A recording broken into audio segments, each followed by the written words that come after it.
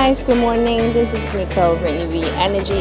We are here at Kentucky of the United States, and we bring our comprehensive solution of outdoor power equipment today. So just follow me now.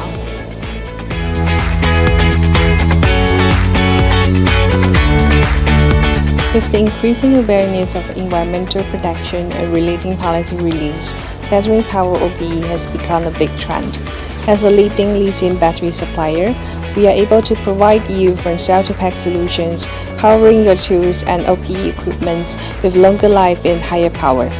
In order to meet the needs of today's growing portable equipment market, EVE is expanding their global footprint. Today, we currently have 6 manufacturing facilities in China. In 2025, we'll have a new state-of-the-art facility in Malaysia. This is a 270,000 square foot facility capable of over 10 gigawatt hours of manufacturing capacity. This is a very exciting growth to help support the market. We also have another facility in Hungary. This facility was designed primarily to produce cells for the electric vehicle market. Also, now that we have product support and sales support and technical support, this is currently in North America. We have one facility in Ohio, as well as another facility in California.